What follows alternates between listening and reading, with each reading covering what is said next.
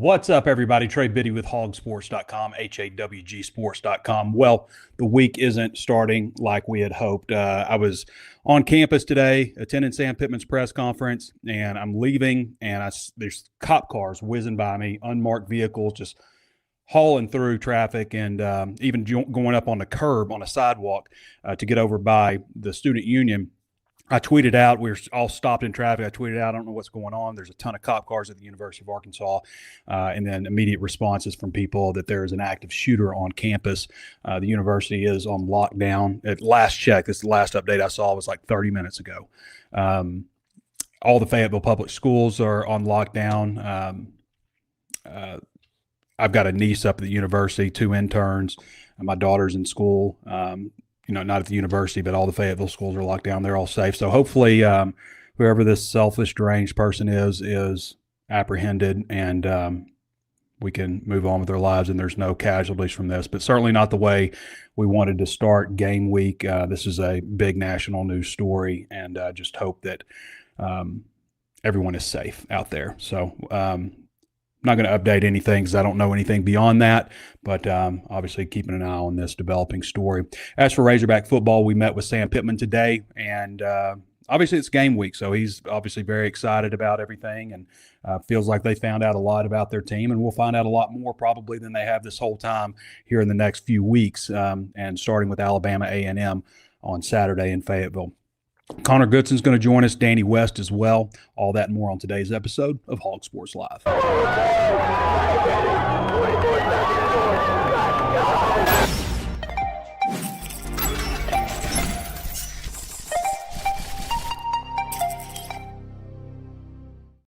The Crane Automotive Team has 16 locations across our state and is home to the Crane Commitment. You'll find Ford, Chevy, Buick, GMC, Hyundai, Kia, Volkswagen, and access to thousands of pre-owned vehicles. Vehicles for every lifestyle and every budget. Even if you're not in the market for a new vehicle, the Crane Team Service Centers offer the latest in vehicle diagnostic technology and certified technicians to take care of your vehicle and get you back on the road. Check them out at craneteam.com. Hog Sports Live is driven by the Crane Automotive Team. There it is, that feeling of a big win. Yeah, that's you, enjoying your moment, because you just won big with the Crane Team. Your perfect vehicle at the perfect price. You got Crane Cash discounts and more than you ever dreamed for your trade. Sure feels good, doesn't it? With 16 different locations around the state and every vehicle backed by the Crane Commitment, we keep Arkansas moving. That's winning. That's the Crane Team. Visit craneteam.com. So the depth chart was released. I mean, that's always a big thing that we're waiting on. I always get to university early so I can be sure that we get all that information out as soon as possible. Some of the intriguing parts at wide receiver, you have Omega Blake. I think we all expected that. If you read my article on Saturday, or was that Sunday? I think Sunday. If you read my article then you would see that we talked about the knowns and unknowns, and that was one of the things that I said is almost assuredly going to happen. I mentioned in the slot, we were thinking Raylan Sharp, but it could be C.J. Brown, either inside or outside, and C.J. Brown is inside at the slot at the W spot. C.J., who also another unfortunate incident, obviously a tragedy, lost his father last week, maybe a week and a half ago. Sad deal for C.J. Brown. Glad to see him getting some recognition, an Arkansas kid, and getting in the starting lineup. Raylan Sharp is dealing with a bit of a foot issue, but he is back out there. But it looks like it's going to be Omega Blake, C.J. Brown in the slot, and then at the other wide receiver, I don't know why they do wide receiver, and then they start with the offensive line, quarterback, running back, fullback, the tight end spots, and then the other wide receiver on the other side. I don't know why they do that, but it's going to be Jaylen Brown. We talked about Jaylen Brown a little bit here and there. We haven't said Jaylen Brown is going to be a starter. I mean, he was a guy that I said to keep an eye on down the road, but they love his speed. This is the transfer from, there's guys that people don't know right now they're going to find out about. This is the transfer from Florida State. He was a top 100 prospect coming out of high school. He was at LSU. He's from Miami originally, transferred back to his home state at FSU, started a couple of games for him last year with mixed results, had a really good spring. And then was arrested for, I guess the charges were dropped. I don't know what happened with that, but it was removed from the team and fell in Arkansas's lap. Second chance, third chance, whatever you want to call it. But seems like he's taking advantage. They love his speed. You're also going to see Monte Harrison, who's listed behind Omega Blake. He's a guy that could just as well start for them. So that's one of the main areas I would say that's maybe somewhat surprising. You've got Kobe Branham or Amarian Harris at right guard, and then Amarian Harris. I'm trying to say his name right. We've been saying Amarian since he was 15 years old, but it's Amarian, or it's like Jonathan Luigs. We said Jonathan Luigs. I saw Jonathan the other day. We said Jonathan Luigs for his entire career, and then last year he's like, by the way, it's Luigs. So anyway, Amarian Harris and Shaq McCroy, either or at right tackle. They also said they want to start working Amarian at left tackle behind Corey Robinson just to get him acclimated there because it is a bit of an adjustment. No surprise at running back with Mike Washington. Thought there was a chance they would put an or by Braylon Russell, but it's been Mike Washington pretty much throughout camp. Fullback is Maddox Lassiter when they go to that look. And then they've listed 3 tight ends as starters, basically. Here's where the ors come into play. The H tight end, which is kind of more of an H-back sniffer type of tight end, a guy that plays off the line generally, can do a lot of different things. That's Rohan Jones. He's listed as a starter. Then they have the tight end Y, which is a more traditional. They have Andreas Poshka or Jaden Platt. So they've effectively listed 3 tight ends as starters, which is interesting. Taylor Green, of course, your quarterback, backed up by KJ Jackson. Offensive line, no big surprises there, aside from a couple of ors. Defense, they are expecting to get Xavier Sori out there today, and Sam says he should be ready to go for the game. Does anybody want – let's see what the odds are on Bet Saracen for the odds that Xavier Sori plays. I bet they sit him. I bet that he doesn't play on Saturday, even though he is said to be good, and he's listed as a starter here. By the way, team captains were named. They've got – let me see if I can remember this because I don't have it written down. Taylor Green and Fernando Carmona on offense, Xavier Sori and Cam Ball on defense. Devin Bale is a special teams guy, and then they're going to vote later this week on another special teams captain. Last year, they did game-by-game captains. I think they said they were going to name official captains at the end of the year, and I don't know that we ever got that information, but they did game-by-game captains. I think part of that is because of the way things went the year before when you had like Rocket Sanders and KJ Jefferson as your captains, and they both, showed up fat and out of shape and were injured a bunch, and it just didn't work out very well. Obviously, they only won 4 games that season, but they had some issues with some of the captains that they had named who didn't end up, necessarily being leaders on the team that season. But defense, no big surprise. I am a little surprised to see Ian Gerford, I guess, over Danny Saili. And all those guys are going to play a lot. Keyshawn Blackstock's listed as a second-team guy, which we expected. Justice Boone or Phillip Lee, that's encouraging because we'd heard a lot about Boone and started to hear a lot about Lee towards the end. But I think that could be a situational deal. You need a pass rusher on the field. Obviously, you'd love to always have pass rushers on the field, but you need a specialist.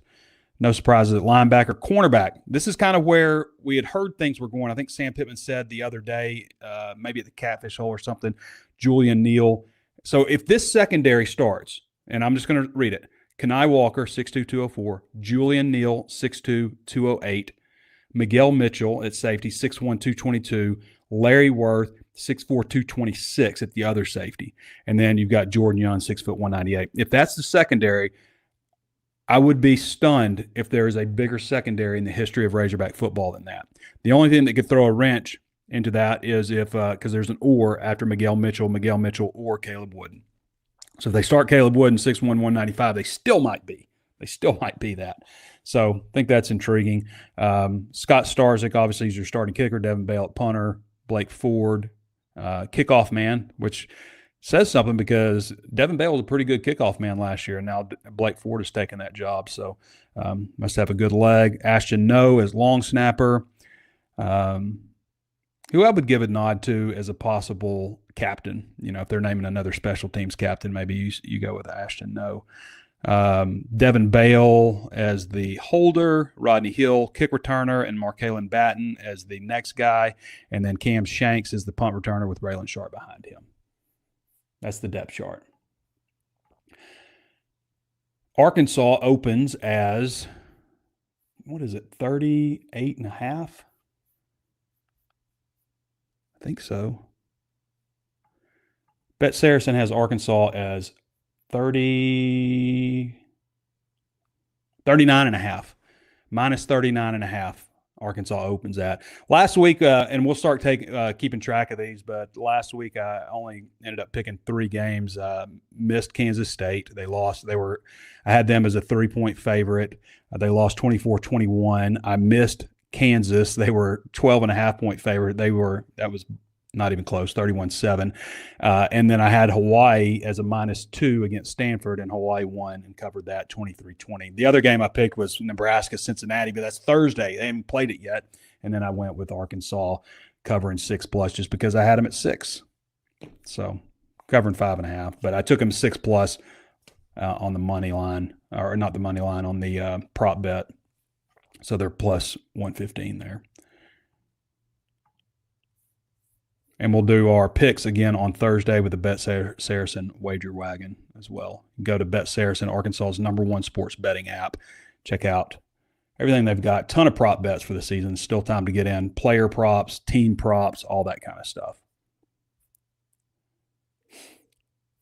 We did our game-by-game predictions, so I can just tell you right now, we all have Arkansas covering this. I have them 52-10. Danny has them 59-3. Connor has them 63-7, and Kevin Bohannon has them 65-10. We're going to have Connor here in just a little bit, and we'll have Danny West later in the show. And then on Thursday, right now, tentatively how we have it, we're planning on doing it. We'll have Kevin on the show on Thursday, and then a guest from who covers another team, who covers the other team. I don't know if we'll be able to have that for Alabama A&M. Sometimes it's a challenge when you're talking about programs on that level, so we may not have it for that one. All right, let's hear what Sam Pittman had to say today. Just a few of the hot topics.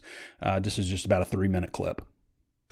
Well, it's really nice to have a home opener. You know, we haven't been here for a while to open the season since 22, I believe, and it's really nice to be able to what looks like a pretty good temperature game as well, and we're certainly hoping that a lot of Hog fans are in the stands, and we have a lot of respect for Alabama A&M and their staff. They've got a really good staff. Coach Shade brought in a good staff there.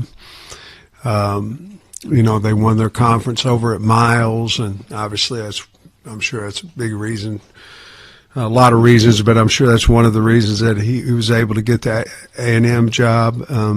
They've got a lot of new people, you know, brought some kids over from Miles as well. And you know, so we're doing back and forth watching with Alabama A&M from last year to see the players that we're going to see this year, and certainly Miles College from offensive and defensive special teams standpoint. So excited about getting our team out there, and we need to play smart football, penalty-free football. Well, we've got to hang on to the football, and we have to play to our standard, what our expectations of our team is, and that's going to be a mantra of us all season. We've got a good team, but we have to put a good team out there every Saturday. And if any indication came off of Friday, I thought we did a really good job in the mock game Friday, and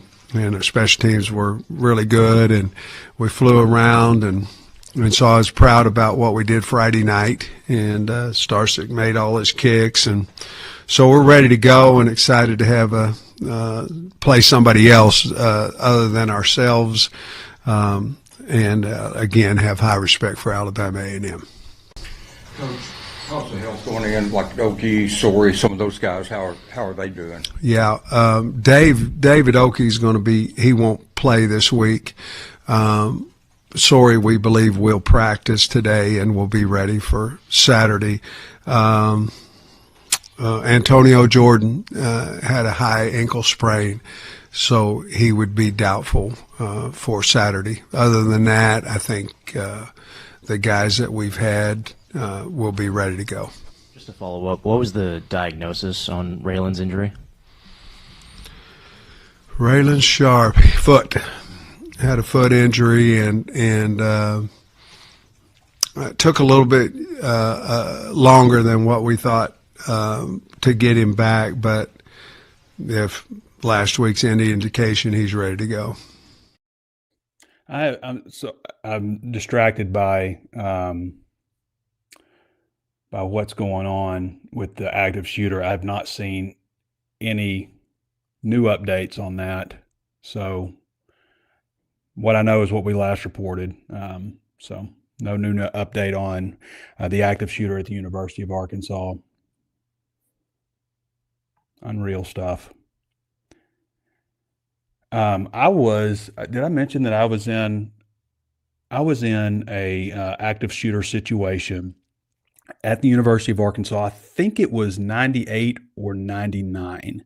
I can't remember, but some guy, I believe, shot a professor. I was in Kemple Hall. We were having class, and somebody came in here in Kemple, in the auditorium room, for those who know. And somebody came in and said, like, "What are y'all doing here? Why are y'all still in here?" And it's like, "There's an active shooter, And he's like, "Please remain seated. But there's somebody with a gun." I don't know if they used to use the word like active shooter back then. But anyway, he left, and I feel like I was the first person to stand up, and I was just like, they had the building taped off and everything. And they said stay. And I was just like, I'm not staying in here.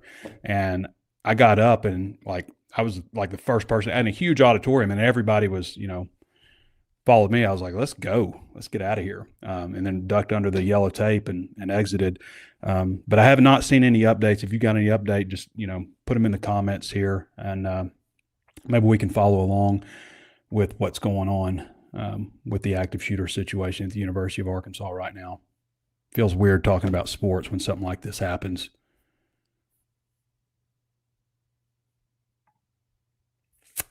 Okay. I mentioned the story that I wrote about the knowns and unknowns of Razorback football going on right now. And a bit of a surprise with Jaylen Brown, I think, being named a starter. Not that I didn't see that coming long term. I just didn't think it would be this quick. But they love his speed. And again, he was he was the number 71 overall prospect in the country coming out of high school. I'm really anxious to see, because I have not seen him in a live situation, aside from a little bit of work on, during fastball stuff. And during that time, I'm trying to write down a depth chart, so I don't even get to see it that much. But I think we answered some questions with, the offensive line, just how the depth chart came out. I think eventually Shaq McCroy is going to be the starting right tackle. I think we start out with Amarian Harris, and then we go, see how things shake out from there. Does he end up working more at left guard? I just don't see them rotating offensive line a whole lot. Chris Greer says no confirmed gunshots or injuries just as of yet. KRK4 News posted the police had found no evidence of any shooter. That's interesting. So I'll say this too. This is a weird deal, and this kind of ran through my head. I hope this is what it is. My daughter this summer was in Dallas. You guys remember the shooter at the cheerleading competition? My daughter was there. I think they were actually at the mall. They weren't competing that day. I think that was their off day. But my daughter's there, and there's all this, people are scattering everywhere. There's cheerleaders running, parents everywhere. And what happened was two parents got in a fight, and there are those huge pillars, like fake kind of pillar thing, and those got knocked over and sounded like a gunshot. And somebody thought that it was a gunshot. And the whole place, this was the biggest cheerleading competition in the country. Probably the world. I don't know, do they do cheerleading competitions everywhere in the world? So, like, everybody's scattering and stuff, but there was no shooter. Even though people were coming out saying there's a shooter, there's all this stuff. Hopefully, this is what we've got here. Hopefully, this is a mistake. A hoax. It says Heartbroken Hog. I'm seeing reports that there's a hoax. There is no shooter. Man, I hope this is true. And on the hoax like the hoax side of things, like, I hope this isn't somebody who thinks this is funny. I hope this is a mistake, just like it was the cheerleading thing where somebody thought they heard gunshots. Hopefully nobody would be sick enough to pull a prank in like this. And if they are, they should be arrested. All right. Until we get more news on it, we'll keep going. Still have a show to do. So no big surprises there. Offensive tight end, that's one of the big parts I had like questions about, because like who's the next tight end? Well, now we have a bunch of oars and stuff. Alabama A&M just put out their depth chart and just like no oars. This is it. None of these dudes are transferring, so what do we care? I like that. There are teams, and kudos to University of Arkansas also. We make fun of the oar stuff, but at least they put out a damn depth chart. There are teams around the country, like Tennessee's, like, we're not putting out a depth chart until Saturday game day. Like, this is what we like to talk about. Like, this is supposed to be entertainment. It's fun. I get so sick of coaches and places being like, not wanting to put out any information, keep it to close to the vest, not say anything, just a bunch of coach speak about every single thing. When this is supposed to be entertainment, it's supposed to be fun. We're supposed to be talking about it around the water cooler. I'm supposed to be talking to you guys on the show. For some reason, there are 2,797 people on here watching this show right now. I don't know if that's because of the active shooter deal and people thinking I have information, but why is there 2,800 people on here? That tells me about people are excited about football. That's what I think. And I am too. I was on with Justin Akery and DJ Williams earlier today. I do The Zone on Monday on 103.7 at 10:30 every Monday. But I was on there and I was just talking about, like, the mood seems to be with so many people, like, I'm not going to let myself get hurt. I'm going to let myself get hurt. I'm not hopeful. I mean, I have a little measure of hope. I hope they do well, but I'm not like hoping like they're going to do all this. I'm excited about football getting here. I'm excited about this time of year. I'm excited about the weather. We got great weather this week. I mean, it's going to rain every day, a little sprinkle maybe here and there, but it's supposed to be like 70-something degrees at kickoff for 325 now, 315? I think it might have got moved to 325. So I'm excited about football. And you know what? If they come out and they suck and they hurt me again, then that's what it takes. I don't mind being reminded I'm alive by a sting of defeat in this regard. I've been saying that quote a lot lately. I like that quote. Okay, so no big surprise at wide receiver. No big surprise at offensive line. A little bit at tight end because we still don't exactly know, but Rowan Jones is the guy. Wide receiver, a little surprised to see Jaylen Brown there. Not that I didn't think he could be there, but just a little surprise. And CJ, I said he'd be either one or the other one, probably inside or outside. Linebacker, nothing too astonishing. Cornerback, I was glad to see that Julian Neal, because he was the highest ranked guy that they brought in. But I like the cornerback group. I really do. I think that there's a chance. I think there's a chance that they've done some good things and can be, get back to like that middle of the pack. If they do middle of the pack on defense and the offense is what I think it can be, then maybe there's a chance. But we can talk about personnel and stuff, penalties, special teams, turnovers, all that kind of stuff, decision-making once you cross the 50-yard line. All of those things are going to matter too. Safety, I'm not too surprised, although I do think it'll be Miguel and Larry Worth. The last question I would have is, it's thin right now. So, like, everybody's kumbaya and everybody's dabbing each other up. It's my brother, my best friend. This is the closest unit I've ever been a part of, any school I've ever been to. Love the coaches, love the environment. It's great. What about when it gets thick? Because thick is coming. It's the thick and the thin. And I use that analogy because we are in a honeymoon stage with a lot of these players right now. This is the honeymoon. What happens when things don't go right? And hopefully it's going to be a while. Are they going to start off 4-0? They can. They can go to Oxford and win that game.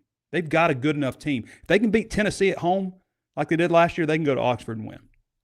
Can they start off 4-0? That includes beating Memphis, by the way, which isn't a gimme. If they can do that, there's a lot of positives ahead, I think. I'm not predicting them to do that per se. By the way, there was somebody in the comments who was like, how can you go from saying this team is better at every position and it's a 9-win team to go 6-6? Talk about crawfishing.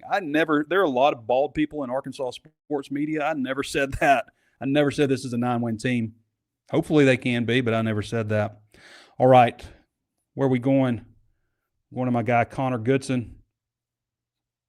Taking his glasses off, getting his stuff ready. I see him down there. All right, Connor. I want to tell you first about my friends over at Ozarks Go. Ozarks Go. The best thing I can say about these guys, they're an internet service company. They're in Northwest Arkansas, parts of Oklahoma, I think north of the tunnel, ever expanding. But the best thing I can tell you about Ozarks Go is I have never one time unplugged my router and plugged it back in because the internet stopped working. It has never happened. I've been with them for over 4 years, even before they were a sponsor of the show. They offer several different levels, several different tiers. I have the Gigabit Plus, which is 2,500 megabits per second, which is flying. I think the Gigabit's probably great for most families. You can reach them at 479-684-4900 or go to ozarksgo.net/hawg, HAWG, and check them out. See if they're available in your area. They're local. So when you do call that number, you're going to reach somebody local who knows what you're talking about when you say north of the tunnel or this area of Springdale or whatever. They're going to know what you're talking about. So go check out our friends at Ozarks Go. All right, we're going to bring Connor Goodson in on the Ozarks Go hotline. If I can get to him. Boom. How's it going, brother? Trey? Not too bad. I mean, it's been an eventful Monday over here in our parts. First off, obviously, prayers for everyone involved up in Fayetteville. It's such a scary situation. I think I was scrolling Twitter just a second ago, and it looks like it may have been a couple of kids running around with Nerf guns or something, maybe. I saw that someone got arrested, and that's what I have been seeing people say. So Nerf guns? Now, when I was a kid, we had toy guns. They were like a little black machine gun. In fact, we had a Christmas party years ago, and I was Bruce Willis from Die Hard, because it's a Christmas movie. And when I went and bought my gun, I was talking to the lady at Walmart, and I was like, do y'all have any black guns? Because they were all colored. Like, no, we like to protect our children, and clearly identify, these toy guns with bright colors and stuff like that. So I had to like spray paint my little AR-15 black, but Nerf guns, kids running around with Nerf guns. Yeah, the KARK-4 reported that there's no signs of an active shooter right now. They didn't see any evidence, so I really hope that's true, and that's best case scenario if it is. There was I saw a video of a kid running around with a Nerf gun over somewhere near Maple, and saw some people tweeting about that's what it could have been. So hope that's true, and hope that nobody is actually hurt or injured. And regardless, it's a traumatizing event for anyone involved. It is. Continued prayers for everyone up there. And shout out to my wife, Kayla, for turning 30 yesterday. And this morning she was going to work and she got rear-ended. And so she is she's fine. She's good. She's just a little shaken up, but we've been dealing with that this morning. A good way to start your first Monday as a 30-year-old. Yeah. So she's 30 today? She turned 30 yesterday. So she is. Okay. Happy belated, Kayla. I always put on like Facebook the day after my wife's birthday. I always make a Facebook post and I say, happy belated birthday, Mary Linda. I thought about doing that with like Instagram or Twitter, but I just did it late, and I was like, I really wanted to wait. And she's like, no, just do it today. And I was like, fine, I'll put something up to let everyone know that I love you. I told her I was going to give her a shout out today, but I didn't want to, everything happened. So it's not the exact birthday shout out, but other than that, man, it smells different in the air. Yeah. So there's a smell of football. We got a little taste of it this weekend. hopefully it's not any BO or anything. But I know what those football locker rooms smell like. Yeah. Hopefully it's not that smell. But honestly, at this time of year, you don't mind it. It's not a bad smell. Like it smells like football. It's that little musty, muggy smell. My dad, when we drive by a farm or something, and it smells like manure, he'd say, smells like money. Yeah, exactly. Now, we got a taste of it. It's a little weird when that first game that kicks everything off is overseas. My wife asked me if Arkansas ever played one of those games, would I enjoy going over there to cover it? And it's like, on one hand, yes, but on the other, it's like, I feel like, I don't know if I would want to see that. Well, this didn't get caught on the, press conference, but after the press conference, I'll usually, say something to Sam, and this time I just asked him about, like, would you ever do that? Would you ever go to Dublin or Europe to play a football game? And, especially like a conference game, and he said that he thinks it would be, a big distraction. He didn't know if he would do it. He said, but the bottom line is money drives everything, cash. And you tell Iowa State and Kansas State will give you this many $1 million or whatever to go over there, and they're hopping on a plane and going over there. So, yeah. At the end of the day, if you get paid enough, it's going to happen. But that was interesting. We saw a lot of FCS football, and then so we got a taste of it. I'm really ready for even Thursday night. They got a lot of good games. But getting into it, and then obviously seeing the Hogs, it's just different. These press conferences and these days leading up to it, it's so much different in a good way. I feel like compared to the press conferences and the dog days of summer and fall camp, where you're kind of hearing the same thing over and over again from the coaches, and for us, you're kind of writing the same things over and over, and people are getting tired of you telling them to drink the Kool-Aid when you're just reporting what the coaches said and they're high on everyone's going to have a great season. Everyone's going to have a breakout season. So I'm ready to actually see, who's for real, who Arkansas, who we think, we talked about a lot of these different players throughout fall camp, and we've talked about guys who we think look the part, and we're going to get our first taste of guys who actually could play the part and be for real with what they bring to the table this year. And so that's what I'm excited about. Obviously the opponent, it doesn't matter, just it's a different colored jersey. And it's competition. And so we'll get to see that. And also Sam talked about it in his press conference. They actually open up on their home field for like what seems like the first time in forever, which is good. Ridiculous that they haven't done that before. Yes. So ridiculous. The last couple of years, like you should not be starting off in your home away from home, Yes. With Alabama A&M, Connor, what year were you born? 94. 94. So Sam Shade would have been at Alabama, I think, until 95. But I remember him from those early 90s Alabama teams. They won the national championship in 92. I remember that game beating Miami. That's crazy. That's wild. I don't think of you as being like 30. What are you, 32? Yeah, but I'll be. Yeah, I think I'm 32. Yeah. I'll be 32 this year. I don't think of you as being so much younger than me, but because I look kind of similar age as you. Yeah, I was like 3 months. I was 3 months old. My mom was holding me when Scotty Thurman hit the shot Is that right? Put him ahead of Duke, and so she always tells that story. But Sam Shade, I mean, he was at Miles College. They were very good. He brought basically his whole coaching staff over, Dennis Alexander, so they were able to watch like a lot of Miles College footage to prepare for this game. That's basically, they're watching some Alabama A&M to get an idea of some of the personnel, but they're watching a lot of Miles College. I thought Kevin Bohannon did a really great. So Kevin's doing the advanced look, so he'll do like every Monday an opponent preview. But it's interesting. But like we can read through like all the personnel stuff. They got a really good right guard, Tyrell Lawrence. Their quarterback's back, all this stuff. But they should, like, we all pick them to clobber this team. And maybe some of that's based on what we saw last year. Is it fair to expect them just to go 70-0 like they did last year against UAPB? I'm not sure it is. I don't think it's fair to just maybe expect that, even though I sit here, I picked them to win 63-7, so kind of close to that mark. But I do think it has to be one of those deals where this game needs to be well in hand, by halftime or so. Like the talent disparity is just so.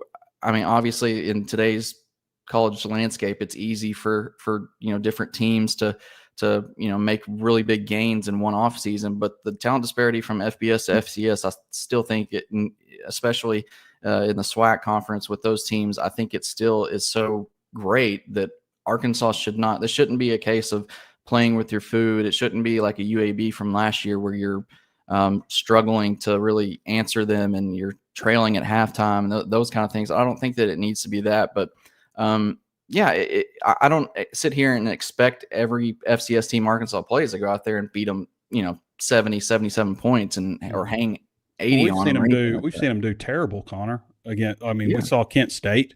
They played Kent State dictated the pace of that game, and that should never happen. Missouri State, they were down in the fourth quarter to Missouri State. Yeah. We have seen them not perform well. Obviously, you go back to Chad Morris era, you're going to be talking about like Portland State. Would they win 14-13 and had a big party afterwards? Club dub? Like, get out of here. That's been the most what I want to see out of Arkansas, though, Connor, is handle your business like you should. Exactly. Put up 50-something points, hold them to under two touchdowns or less. I can understand you playing, your backups and stuff, but when I want to see the starters for a half, and then you come out. They didn't do this, I don't think, against UAPB, but I like to see you come out of halftime and take a drive down the field.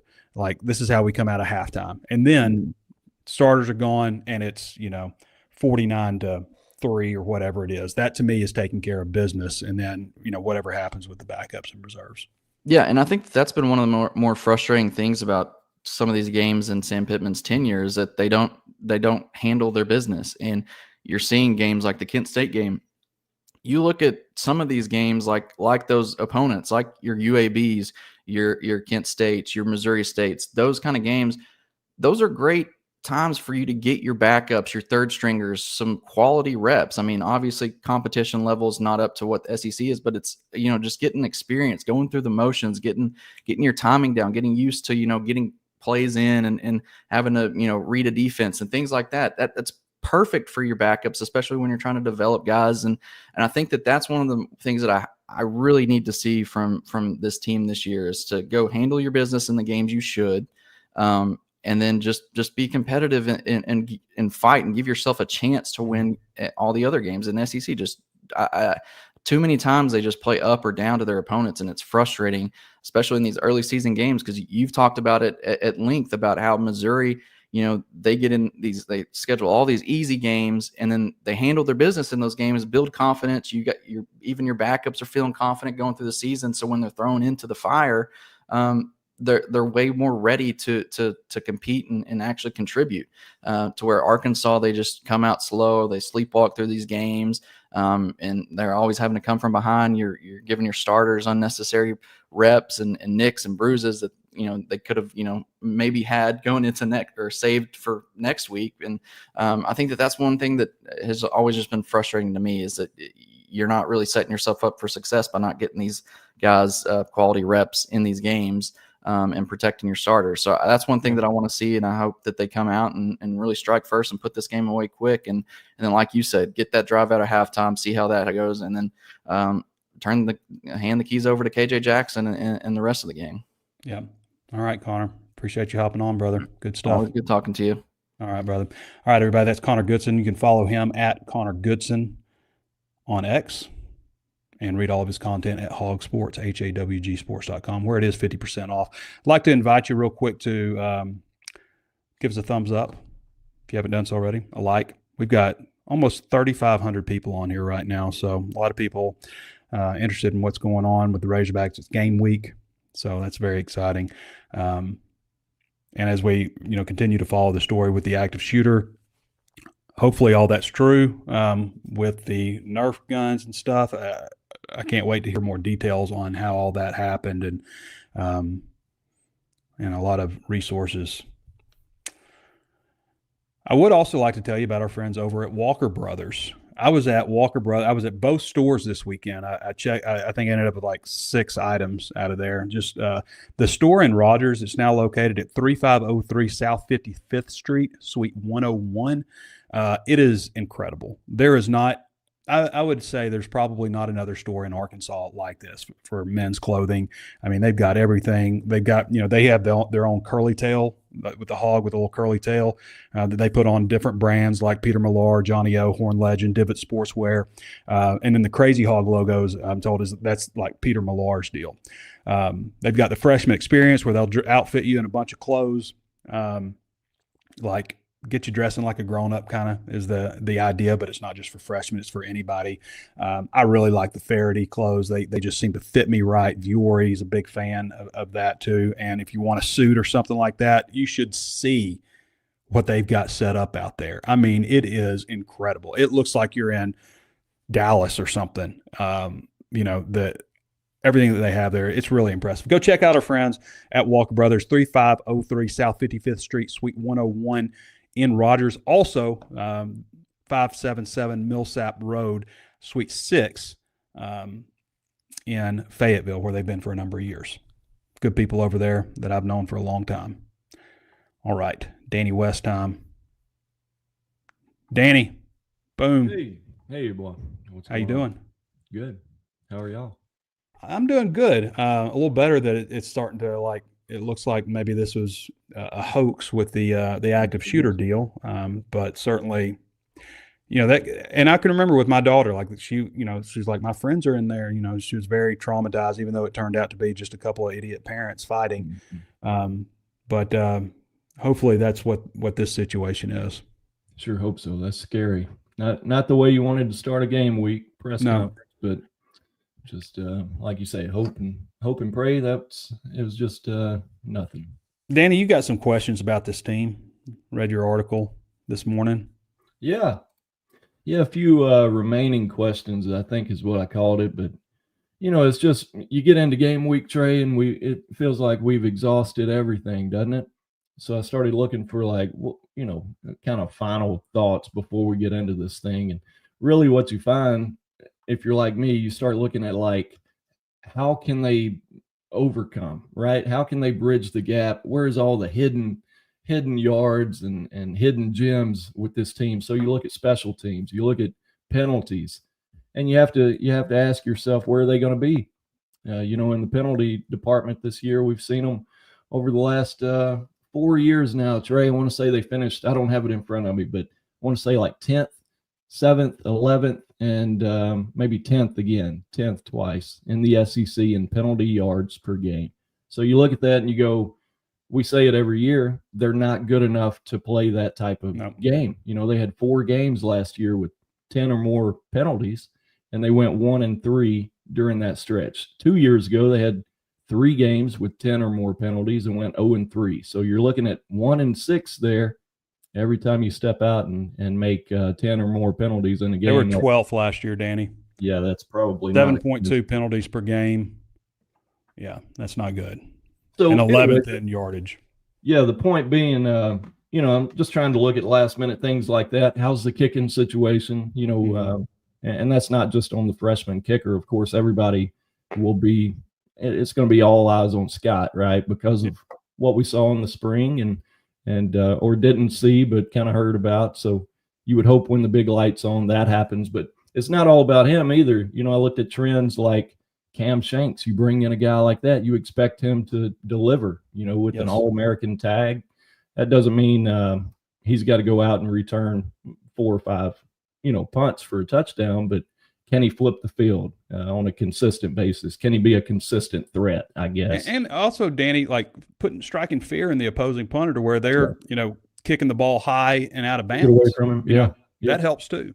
Yeah, absolutely. So anyway, within that, I found out that Arkansas actually had a 3-year streak ended last year with a 3 years in a row with at least one punt return for a touchdown. Didn't get one last year. So I guess one of the questions is, can he start that trend? And, with kickoff returns, Trey, it's so much different now. It doesn't even resemble what we're used to, but you look at the last 4 years, the SEC still putting up exactly four touchdowns in the kickoff return unit. Arkansas hasn't had one since 2017. So a couple of those storylines be fun to follow. Anytime there's an outmatched type of opponent to this degree, I think special teams, I think your chances at a big return are probably better. Yeah.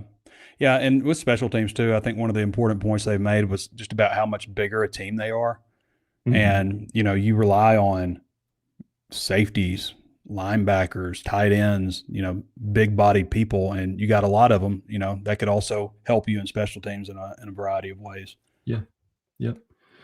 Don't know what else anything going on with recruiting for this game, Danny? I know they don't have a lot of home opportunities. I mean, they've got this one, and then they're in Little Rock, and you can host recruits, but you can't talk to them, which is crazy. And then you're Ole Miss, and then you're Memphis. So this is really the only opportunity for a good stretch to even have visitors. And technically not even really an opportunity, right? You got to get a waiver because we still fall in that, it's going to be August 30th on Saturday, I guess. Is that the correct date on that, Trey? You're right on that. You're right. Yeah. Awesome. So they 1-0. Anyway, so that falls inside of the ongoing dead period. So they're going to have to, submit, and I would assume be granted a waiver like everybody else to even host outside of the dead period.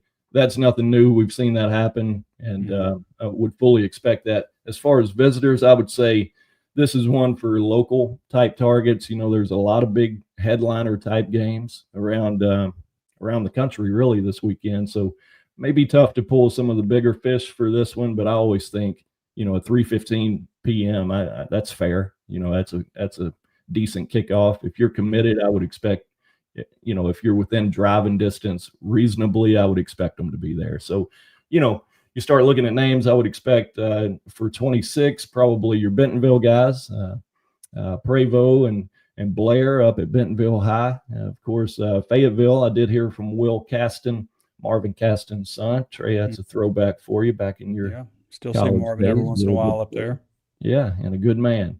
And so Will plans on being there, just slowly but surely hearing from more local guys. So to answer your question, wouldn't expect a huge, blockbuster type.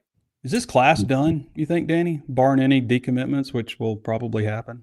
Yeah, I would expect, I hate to say I would expect decommitments because I'll be flooded with, hey, who's going to decommit if people still care about that. But the nature of it is I would expect decommitments. To answer your question more directly, I'd say probably not even without decommitments. I think there's still a couple of guys they'd like to flip. We've seen them take a running back now, Jordan Avenger from the Carolinas out there. He's number one, but we're still looking at a couple of guys, the Mississippi State commit, J.J. Hill down in Tupelo, Mississippi. We've talked about it here on the show, Trey. Just, I think everybody likes Jeff Levy, but ain't looking so hot so far. We'll see what they come up with this year. It's year one, man. Yeah, it's tough. I refuse to judge a coach on year one. I mean, like Steve Sarkisian, were we supposed to judge him on year one at Texas? No. Everybody was talking about how hard these coaches are, and dudes recording the defensive line coach getting in their ass, off the bus, and like Texas got problems, all this stuff. Well, they seem fine now, Yeah. Same deal with Saban, same school. You think about 7 games first year. Everybody kind of freaks out about Bama slipping down to 9-4, buddy. I don't think they're going anywhere. I don't either. They're as good as anybody this year. Yeah. They got plenty of resources there. Yep. Yeah. So I don't know what the next question was, but not expecting a huge turnout this weekend. Yeah. What about the game? What are your expectations for the game?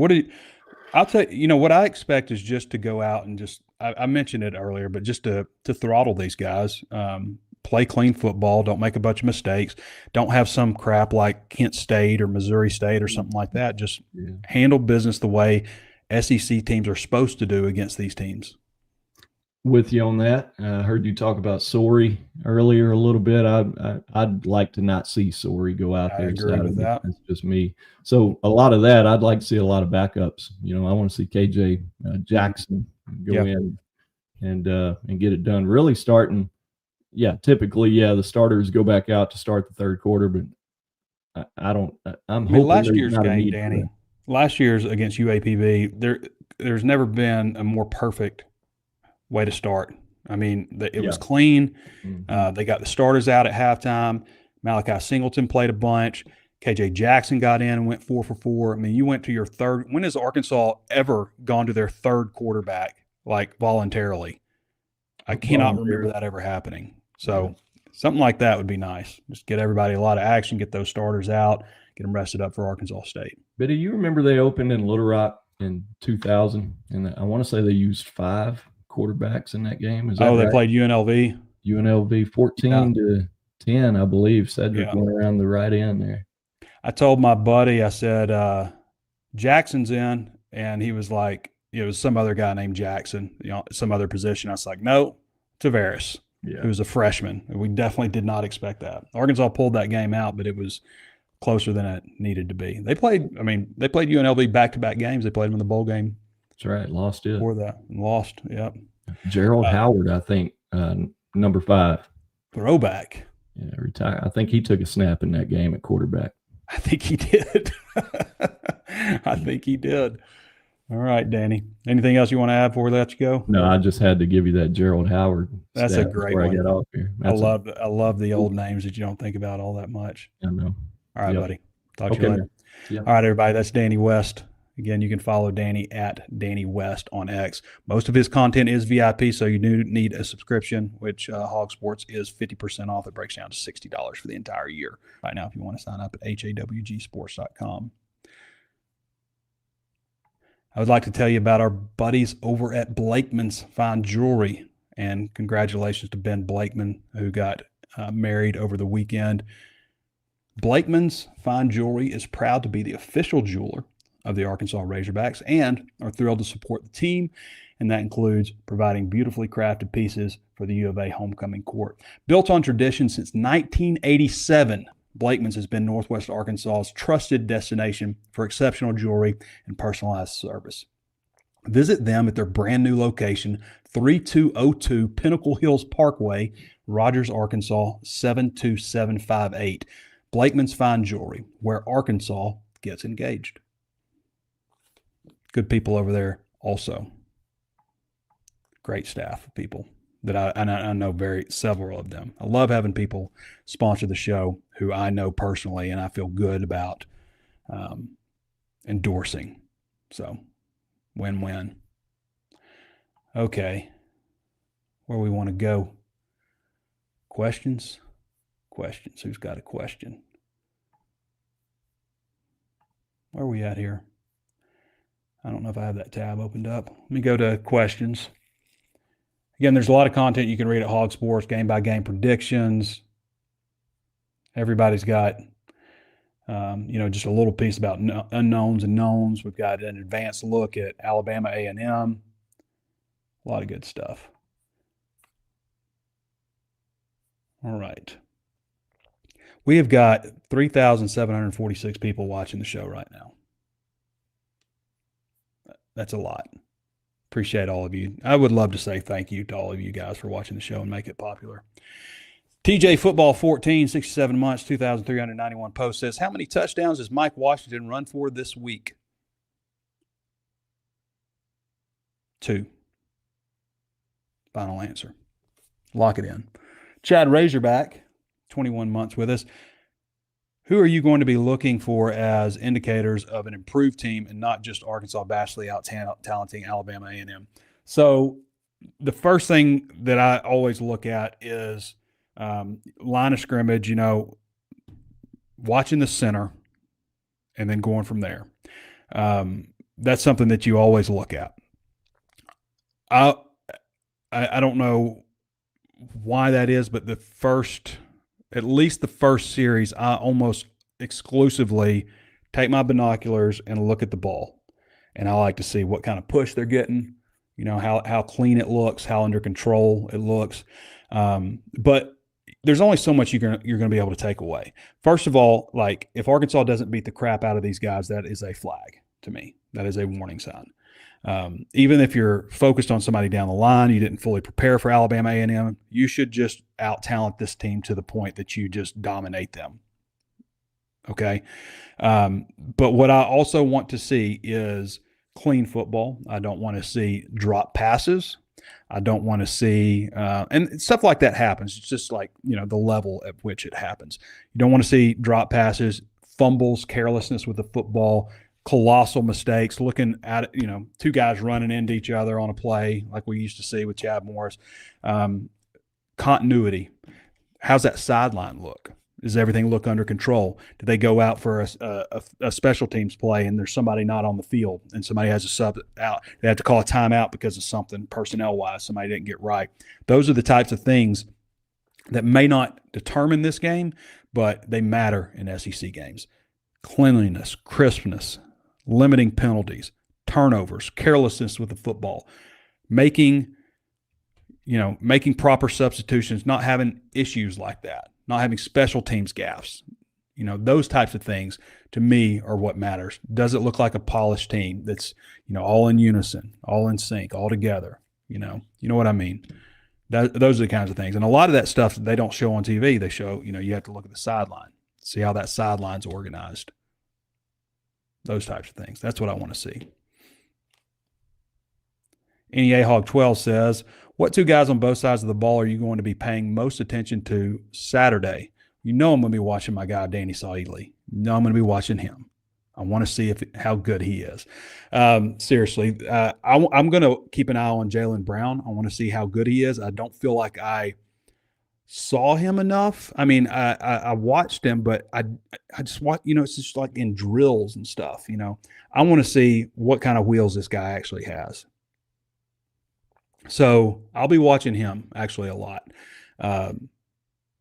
Obviously you watch, the offensive line. So I want to watch that whole unit. I want to see, something I remembered about the 2015 offensive line. Watching them is just how under control they looked. Like, Sebastian Tretola might have been pulling, but, he didn't even look like he was moving that fast, but he was just so under control. And I that always stood out to me about that offensive line. So I want to see that kind of stuff. I don't like seeing flailing around and reaching and, that kind of stuff. I want to see under control, good sound football. Good sound football. So offensive line, Jalen Brown. Defensively, I'll be watching those cornerbacks. I'll be watching the cornerbacks. But, again, how much can you really take away from guys on this Alabama A&M team? There might be one guy, maybe that right guard, who would ever have a chance in hell at playing at the University of Arkansas as a scholarship player. So you should absolutely dominate them. That doesn't always happen. Somebody's going to get gotten in college football this year, maybe a couple teams. It has happened to Arkansas before with the Citadel. It happens. FCS teams occasionally beat teams that don't show up. Hopefully that's not Arkansas, but it happens. Vanilla Slice, nice name. Only 2 months with us, 9 posts. Post more vanilla. At the end of the season, who do you think the OL MVP will be? Well, Fernando Carmona is the easy answer because he is a team captain. I would love for that guy to be Corey Robinson. Like, Corey Robinson didn't give up a sack. That kind of talk. That'd be nice because he is the left tackle. And Caden Kittler, too, would be another guy I would keep an eye on. If those two guys have really good seasons, Arkansas probably have a pretty good offense. We talked to Kittler for the first time the other day. I loved, some of the stuff that he was saying. And, I asked him about, getting them in the right protection. And that's stuff that Arkansas didn't really have last year. I just did not think that Nichols did a very good job playing center for them and all the things that needed to be done. Was it an upgrade overall offensive line versus the previous year? Yes, but they were still below average as an offensive line. Need this unit to be above average. I think they are. The question is how much above. Paul Feinhog. Arkansas fans have always had the best. Everybody, whenever I go to like publisher conferences or stuff like that or media days, and there's other people like me that run other team sites. They're always like, Arkansas fans have the best team names. Paul Feinhog, 21 months with us. Are there position groups that are under the microscope this weekend? I would say everybody, what performance could impact the depth chart. I mean, making plays at wide receiver, like you put this group of wide receivers out there and you have some other guys that just dominate or something, or Monte Harrison does what he's been doing all camp. I mean, that absolutely could. Backup linebacker. I mean, hopefully there's going to be an opportunity to play a lot of these guys. I would, again, sit Xavier Sorey, but, we've got an idea who the backup linebackers are. I think Bradley Shaw's pretty well entrenched there, but Trent Whalen's kind of that other guy. But Wyatt Simmons wants to be one of those guys. Andrew Harris wants to be one of those guys. Tavian Wallace wants to be – there it is. Tavian Wallace wants to be one of those guys. So – I think that's a position group to watch. And then, of course, cornerback. I mean, like everything, really. Like, I know that's exactly, Coach. That's exactly what. Who's standing out today? Who are you watching? Everybody. Everybody's doing great. Everybody's doing good. No, but cornerbacks. I mean, there's some real competition there throughout all of camp. And the last few years, the guys who have started out at cornerback haven't been the guys that have finished out at cornerback. So that's something to watch. Cornerback, off the top of my head, I would say cornerback, maybe who's that fourth linebacker, defensive end, obviously, with you got Justice Boone, Phillip Lee, Charlie Collins, is there a change there with those guys? Obviously I'm watching offensive line just because I want to see how in sync everybody looks early on. And wide receiver, I want to watch Jaylen Brown. Is he got that speed that everybody's talking about? Is Monte Harrison? What does he look like? So it's a lot of them. I'm sorry I usually have, like, when I'm interviewing a player and they're like, I used to do this more in scrums, versus at the podium. But like, when they tell me everybody's doing good, I'm like, one guy, give me one name, and tell me about him and why. D. Kong says over under 2.5 SEC officiating replay screw jobs this year, ? There's going to be something. There's going to be fan bases that are ticked off about how the rules were interpreted or what was missed by SEC officiating crew. It's going to happen. Kira Small Enthusiast says, been with us 2 months. What is the reasoning for predicting a loss at Memphis other than letdown game?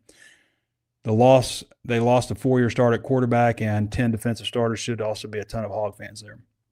So I'm just going to go ahead and say that I don't know what I'm doing picking games.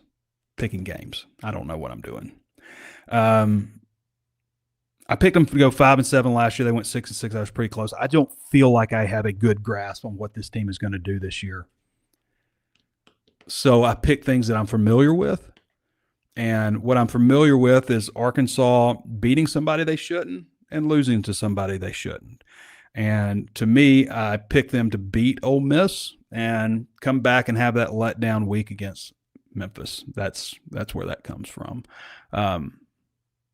That's all that is. And, the early season predictions, I tell our guys, like, hey, we don't want these to be the same thing. You write, we've got 4 of us. I don't want the same synopsis of every game. Have some fun with it.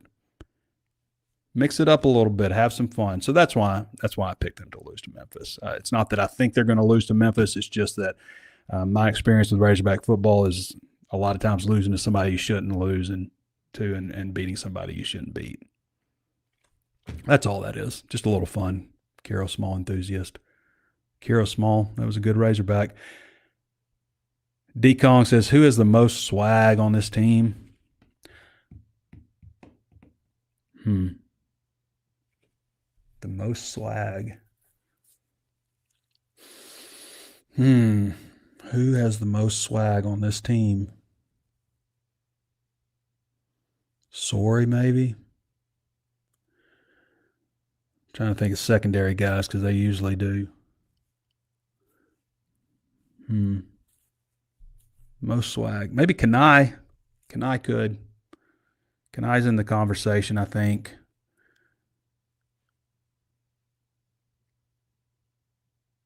I would say Larry, but Larry's more, I don't know. Xavier, Kanai, Cam Ball. Cam Ball's my guy. I'm going to say Cam Ball, and I'll mention the others as honorable mentions. On offense.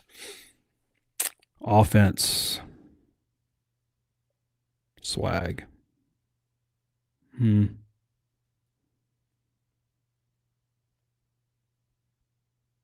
Omega, maybe? I don't know.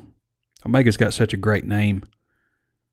He did not think it was funny when I said maybe you should have worn 3, and then you could be Omega 3 and get all these vitamin supplement NIL deals. But he was not into that.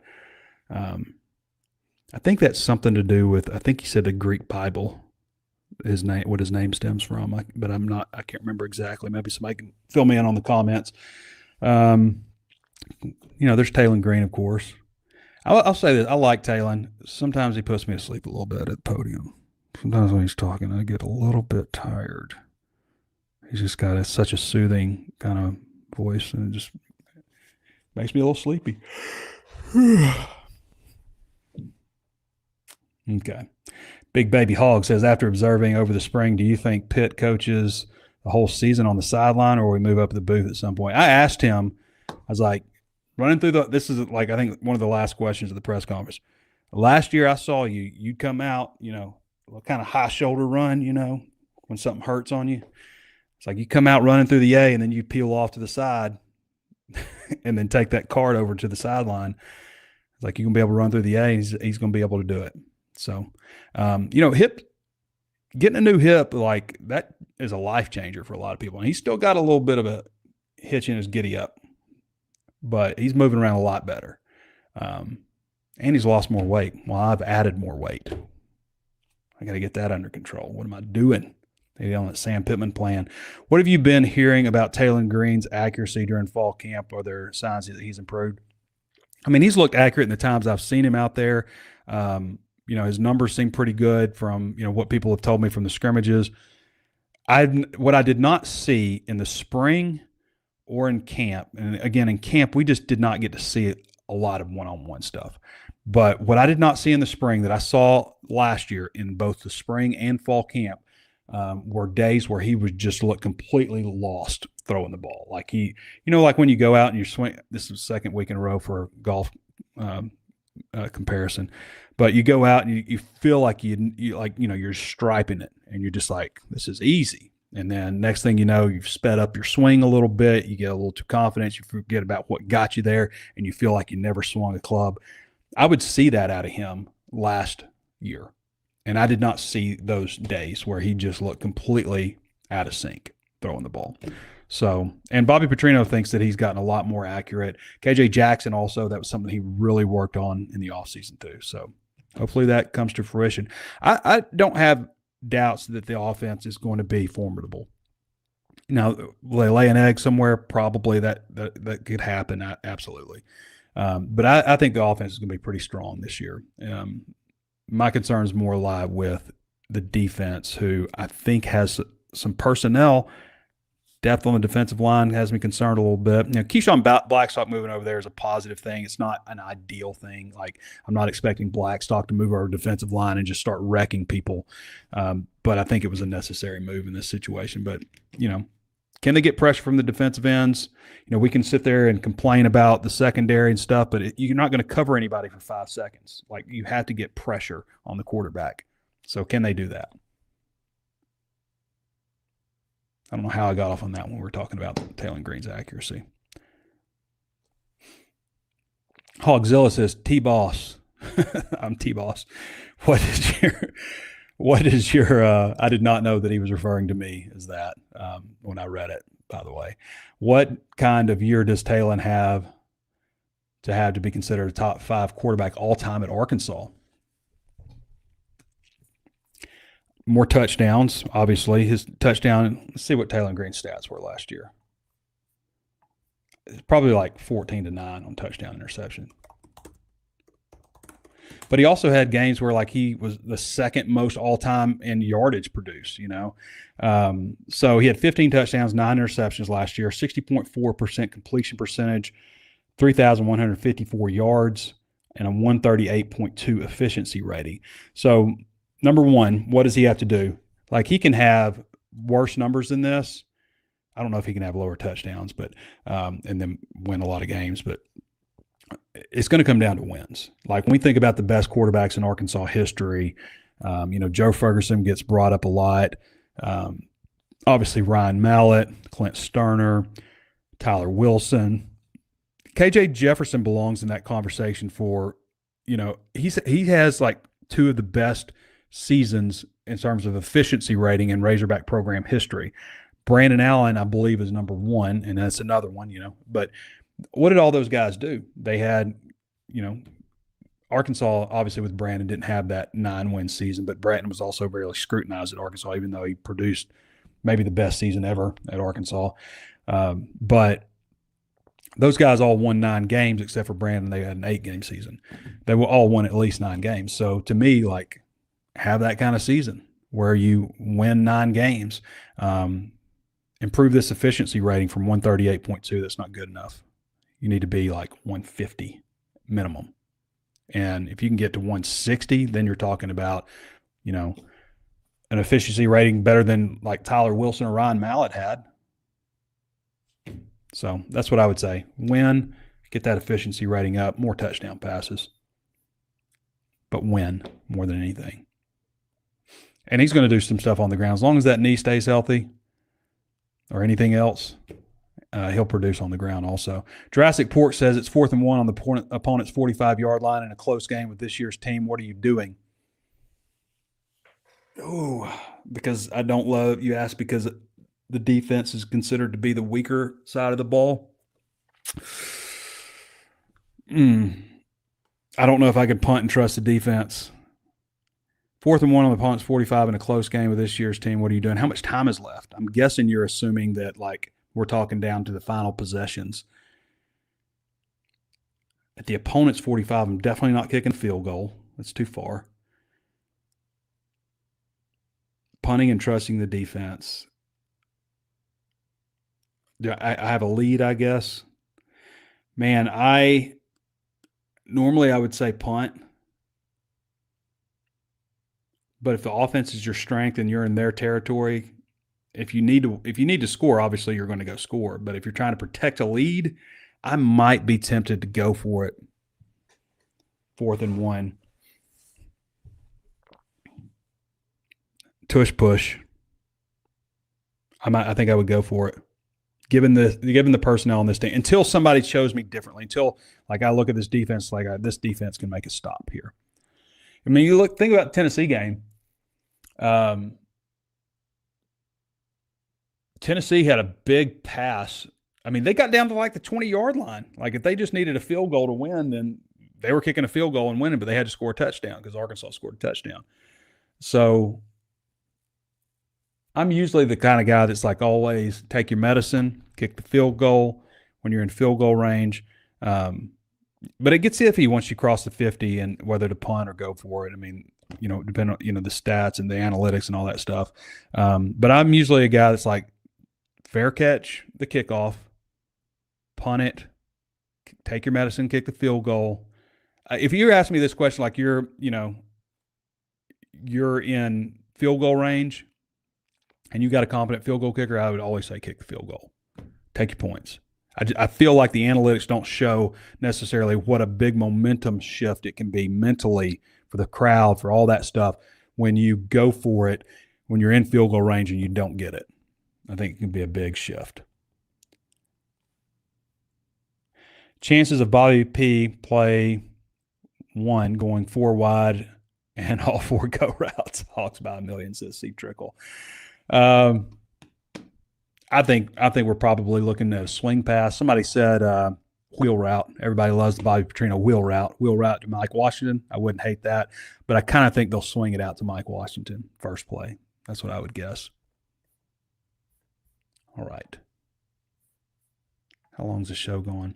We've got over 4,000 people on here. We've gone an hour and 15 minutes. So who has the best hair on the team, says Spog 2025. Best hair on the team goes to, everybody's got a very similar haircut now. Man, who's got the best hair on the team? Nobody has like dramatically long dreads or anything. Nobody's like mohawked. Nobody's got colored hair.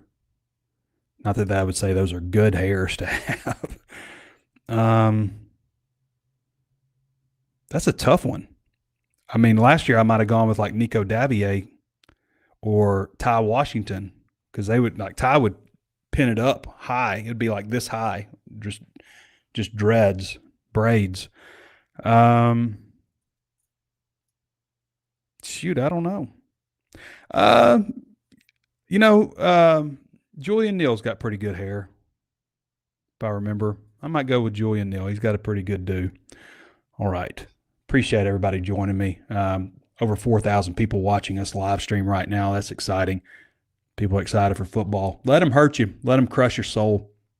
The sting of defeat that lets you know you're alive. We need that as human. That's human nature. Let them hurt you.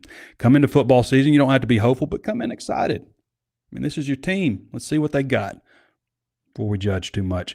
I want to thank Danny West and Connor Goodson for hopping on. Appreciate everybody for their questions and for their engagement. Leave the comments, all that great stuff. I usually like to go through the comments because afterwards, and I'm going to start doing that more, like reading the comments and then maybe bringing back some of the things from the comments that I saw on the next show so I can kind of analyze them a little bit, kind of like I did with the guy that said I predicted 9 wins for this team when I did not. So appreciate everybody joining. Give us that thumbs up, the like, whatever it is. Follow us on Facebook with 109,000 other Razorback fans. Follow us on YouTube with, I think, 24,000. Follow me on X. I think I'm almost at 75,000 people on X. Love to have a follow from you, but a like, subscribe to this channel, and set it to where you're notified anytime we upload new videos. And take a moment. You guys aren't going to believe this. This Arkansas HawgSports Live is the #1 rated, most reviewed podcast about Arkansas. You know how long it's been since we've had a review? 4.9 stars, 1.1 thousand reviews, and we have not had a review since May 19th. May 19th. Leave us a review. Let other people know what you think about the show. 5-star rating. Even if you don't want to leave a review, you can just leave us 5 stars. But we'd love to have a review. Let other people know what to think about the show, what you think about them. All right, everybody. Thanks for everybody for joining me. It's been Trey Biddy with HawgSports.com, and we'll catch you on Thursday at noon with the Arkansas versus Alabama A&M primer.